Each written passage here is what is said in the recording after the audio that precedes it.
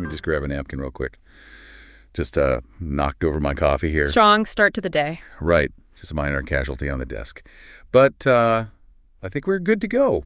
Crisis averted.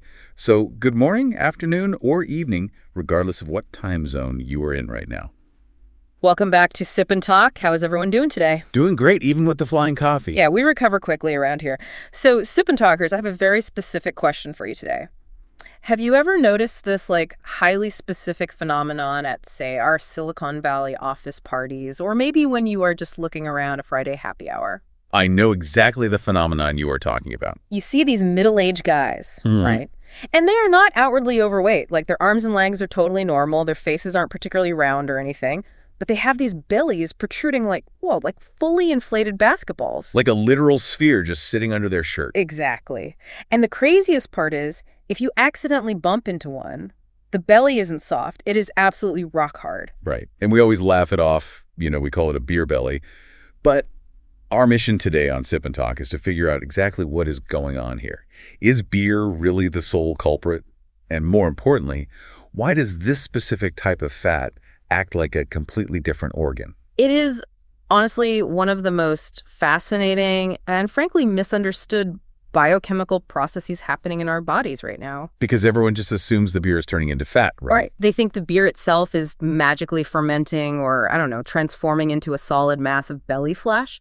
But that is a total misconception. A meatball in the stomach, basically. Yep, exactly. But from a metabolic standpoint, alcohol is not the structural building block of that basketball belly. It's not the bricks. It acts more like a highly efficient biochemical accomplice. An accomplice. Okay, so it changes things. Yeah, it changes the way your body partitions literally every other calorie you consume. Okay, wait. So if the alcohol isn't physically turning into stomach tissue, what are we actually looking at when we see that rock-hard belly? So we have to look at the structural difference between subcutaneous fat and visceral fat. Because they are totally different beasts. Completely different.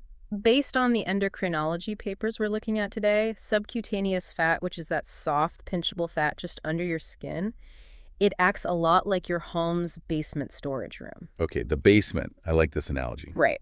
You can throw old clothes, seasonal decorations, whatever, down into the basement. It gets a little cluttered down there, and maybe the overall footprint of your house looks a bit puffy from the outside. But it doesn't really get in the way. Exactly. It can hold a massive volume of material without actively disrupting the vital living spaces of your home.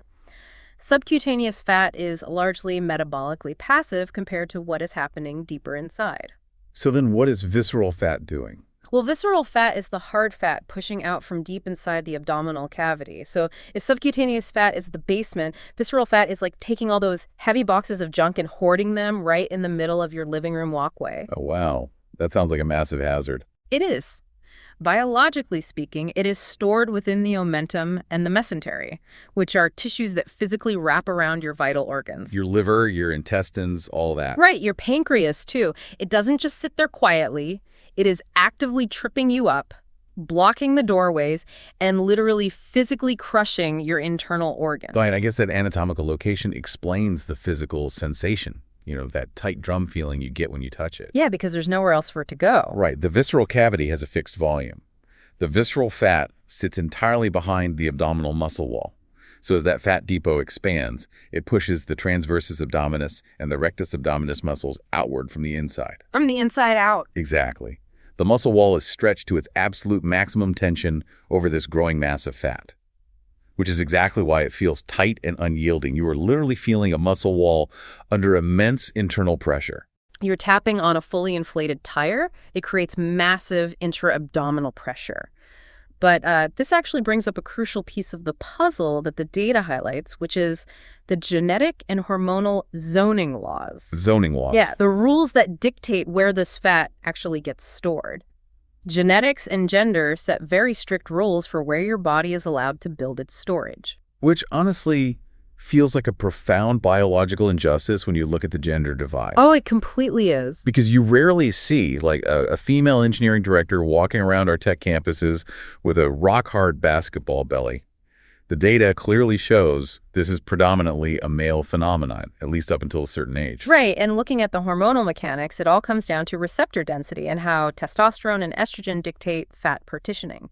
Let's look at the male biochemical default first. Okay, lay it on me. For men, the genetic tendency is to actually favor the visceral cavity for excess energy storage. Basically, shove the clutter into the living room. That seems like a terrible design flaw. It is. But when men are younger, high testosterone levels effectively manage this. Testosterone binds to androgen receptors in the visceral fat depot, which actually inhibits the accumulation of fat there. Oh, so it acts like a bouncer. Exactly. It promotes muscle protein synthesis instead. However, as these men hit middle age and their testosterone levels naturally decline, a process sometimes called andropause, they lose that natural hormonal inhibition. So the bouncer leaves the door. The zoning laws essentially disappear. Yeah. And visceral fat spikes exponentially because that primary defense mechanism is just gone. And meanwhile, premenopausal women have what essentially amounts to an estrogen shield, right? Yes, exactly. Estrogen heavily influences these alpha-2 adrenergic receptors in the lower body. It explicitly instructs the body to partition excess calories into the subcutaneous layers of the hips and thighs. The basement storage. Right, the basement or the backyard. The body is actively protecting the vital organs from lipid accumulation. It is only after menopause, when estrogen levels plummet, that this protective shield falls. And that is exactly what the clinical data shows. The playing field levels dangerously after menopause. The zoning laws shift, and a woman's risk for accumulating visceral fat suddenly mirrors that of a man. Which is wild. But while genetics and hormones set the stage, and they define the zoning laws, a genetic predisposition doesn't just magically create a basketball belly out of thin air. No, you still need an environmental trigger. Right. You need something to force the body to suddenly start hoarding lipids in that visceral living room. And this is where we have to talk about alcohol's specific role. The ultimate metabolic disruptor. Yeah. When I was looking into this, the standard analogy is always that alcohol is a toxin that distracts the liver. But it is much more systemic than that. I look at it more like a high-frequency trading algorithm. Oh, I like that. How so? Well, it's like an algorithm that instantly halts all standard background operations the second a high-priority threat enters the system. That is a highly accurate representation of the pharmacokinetics involved. Let's trace the pathway. When you consume ethanol, your liver has zero capacity to store it, right? Zero. It cannot be converted into a benign storage molecule for later use. The liver must immediately deploy enzymes, specifically alcohol dehydrogenase and aldehyde dehydrogenase, to metabolize that ethanol into acetaldehyde and then into acetate. Right, and acetate is the key here, because once that acetate hits your bloodstream, it becomes the absolute preferred fuel source for your body. Yes, your brain, your muscles, they all just start burning acetate. And because the body is flooded with this easily oxidized fuel, the algorithm halts all other energy processing. Specifically, it completely shuts down beta oxidation. Which is the biological process of burning fat. It just brings lipid oxidation to a grinding halt. So imagine you are at that Friday happy hour. Okay, I'm there. You're drinking a beer, which is metabolizing into acetate, shutting down fat burning, but you are also eating a burger. Of course. And that burger comes with a massive payload of dietary fat, plus carbohydrates from the bun. And don't forget the beer itself is packed with carbohydrates. It's often called liquid bread for a reason. Exactly. So now you have a secondary cascading event, hyperinsulinemia. The carbohydrates from the beer and the burger bun cause a massive spike in blood glucose. Your pancreas pumps out insulin to deal with this. And as we know, insulin is a primary anabolic hormone. Its job is to drive energy into cells and strictly prohibit the breakdown of stored fat. Right. So look at the metabolic environment you have just created. Your liver is busy processing ethanol into acetate. Your body is burning the acetate, so it doesn't need any other fuel. Meanwhile, insulin is screaming at your cells to store energy. Screaming at them. Because of this, the dietary fat from the burger has nowhere to go but into storage. And furthermore, the excess carbohydrates are undergoing de novo lipogenesis. Which means they are being converted into new fatty acids by the liver. Exactly. And because the visceral fat depot has an incredibly rich blood supply and is situated right next to the liver via the portal vein, all of these newly synthesized and dietary fats are shuttled directly into the abdominal cavity. Directly into the living room. It is literally the perfect storm for visceral fat accumulation. High blood sugar plus high insulin plus the complete cessation of fat burning due to acetate priority. It equals maximum visceral hoarding. Yeah, it really does. But this raises an interesting timing experiment.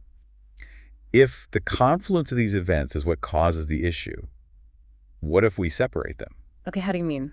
Say you really want a burger and you really want a beer.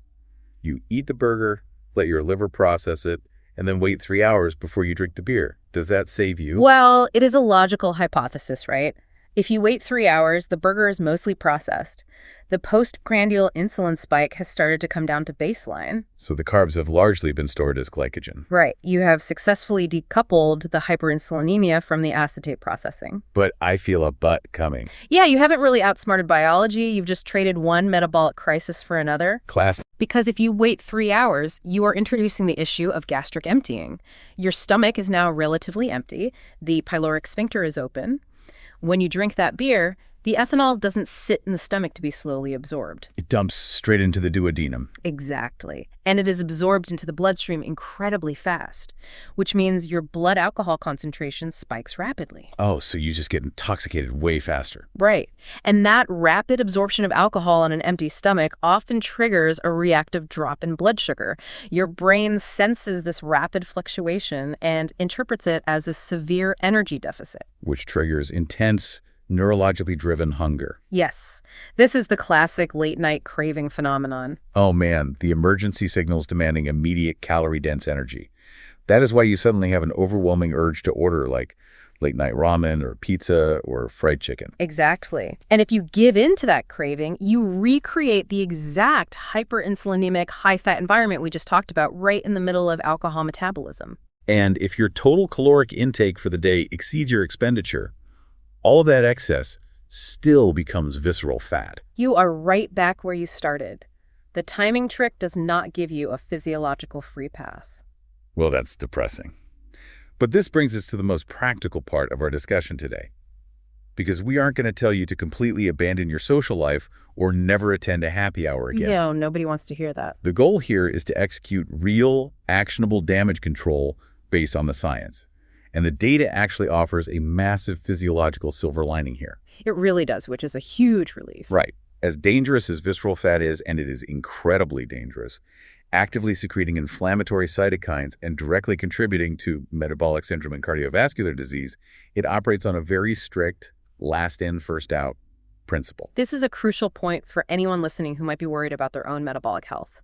Because visceral fat is so deeply vascularized and has such a direct connection to the portal vein, it is far more metabolically active than the subcutaneous fat sitting on your hips or arms. Okay, meaning what exactly? Visceral adipocytes. The fat cells themselves have a very high density of beta-3 adrenergic receptors, and these receptors are highly responsive to lipolytic signals. Meaning they are structurally primed to release their stored fat if you just give them the right biochemical signal. Yes.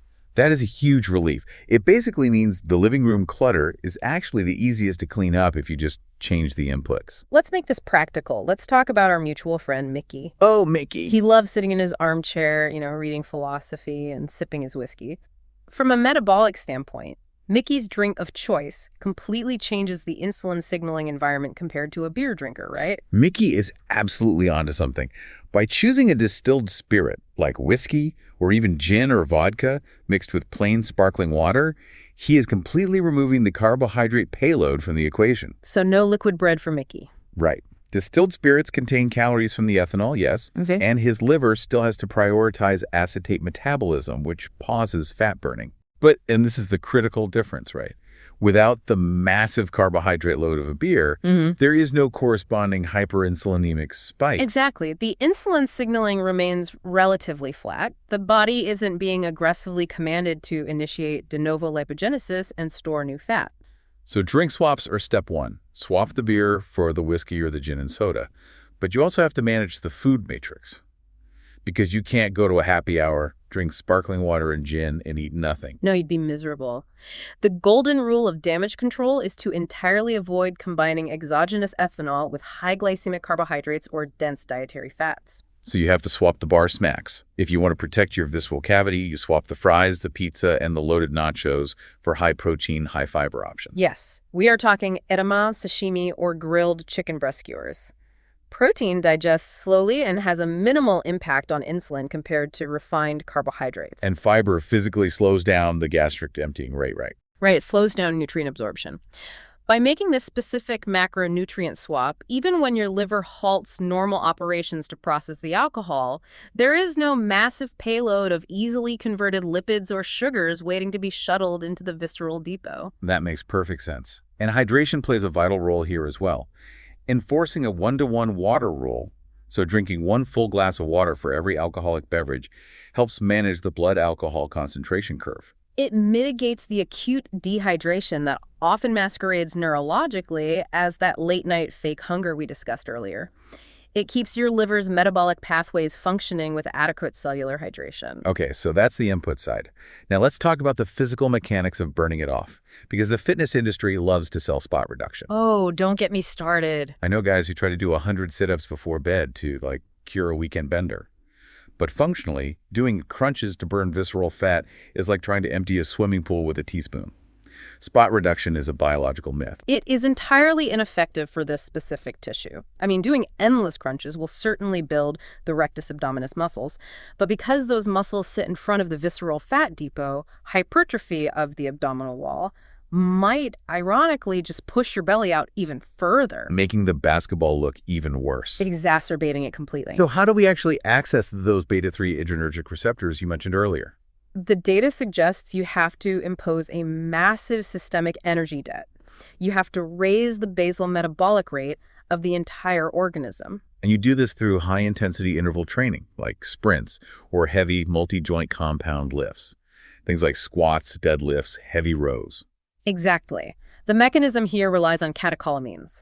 When you recruit massive muscle groups through heavy lifting or maximum effort, sprints, your sympathetic nervous system triggers a massive release of adrenaline and noradrenaline. And visceral fat is highly vascularized and packed with those receptors, right? Right. Those receptors are exquisitely sensitive to catecholamines. When they detect the surge in adrenaline from heavy lifting, they rapidly initiate lipolysis, breaking down the visceral triglycerides into free fatty acids to pay off the massive metabolic debt you just created. It's like turning up the metabolic furnace for the entire house rather than just pointing a tiny space heater at your stomach. That is exactly what it is. But there is one final, silent architect of visceral fat that we absolutely have to address today, especially given the environment of our modern tech scene. And that is chronic stress and sleep deprivation. Oh, this is huge. This brings us to cortisol and the HPA axis. When you are pulling all-nighters, perpetually fueled by anxiety and deadlines, your hypothalamic pituitary adrenal axis is constantly firing. Flooding your system with cortisol. Yes, and the endocrinology papers are very clear about this. Visceral fat cells possess a significantly higher density of glucocorticoid receptors compared to subcutaneous fat. So they are basically magnets for stress hormones. Exactly. Chronic cortisol elevation actively upregulates an enzyme called lipoprotein lipase, specifically in the visceral depot. It literally opens the biochemical gates commanding your body to store fat deep inside the organs. Wow. It is an ancient survival mechanism, reacting inappropriately to modern corporate stress. And this is compounded by sleep deprivation, too. Without adequate, high-quality sleep, your entire hormonal hunger signaling system deregulates. Right. Ghrelin, the hormone that signals hunger, goes up. Leptin, the hormone that signals satiety, goes down. You wake up hormonally wired to crave sugar, highly insulin-resistant, and primed to store visceral fat even before you've taken your first sip of alcohol. So synthesizing all of this into a strategic playbook for you are Sip&Talkers. If you want to dismantle or prevent the basketball belly, you have to understand the pathways. Limit the liquid bread to avoid the hyperinsulinemic spike during acetate metabolism. Swap your drinks to lower-carb distilled options. Swap the bar snacks for lean protein and fiber to avoid the lipid traffic jam. Impose a systemic metabolic debt through heavy compound lifting to trigger a catecholamine response. And manage your stress and sleep, so cortisol isn't constantly commanding your liver to hoard fat in your living room. It is not about demanding absolute perfection from yourself. It is about understanding the underlying biochemistry so you can be strategic with your lifestyle choices. The human body is remarkably resilient if you just stop fighting its basic operational algorithms. Absolutely. It is all about giving you the physiological context to make informed decisions. Now, Sip&Talkers, we want to be very clear. We are not judging anyone's body type, lifestyle, or choices here. Not at all. Our goal is simply to look at the objective biochemical facts from a global perspective, empowering you to think independently about your health. If you enjoyed this breakdown, make sure you subscribe to the Sip and Talk podcast so you never miss an episode. And a quick shout out to our friend Mickey. If you want to see a guy who perfectly balances his whiskey sipping with an incredibly active lifestyle, go check out his YouTube channel, Mickey to Life, for some truly amazing travel vlogs. Definitely go check him out. But before we sign off today, I know you wanted to leave everyone with one final evolutionary mystery to think about. Yes, I do. We just spent this entire time dissecting how dangerous visceral fat is, how it physically crushes our organs, promotes insulin resistance, and releases toxic inflammatory cytokines. The ultimate villain. Right. But from a strict evolutionary biology standpoint, natural selection is highly efficient. If this specific fat depot is so incredibly toxic to our system, why did human biology evolve to prioritize storing our most easily mobilized emergency energy reserves right next to our most vital, vulnerable organs in the first place? That is a great question. What environmental pressure was Mother Nature responding to when she designed this system? Man, now that is a fascinating paradox. And exactly the kind of question to chew on during your next Friday happy hour. Absolutely. Thank you so much for joining us today, Sip and Talkers, and we will see you on the next one.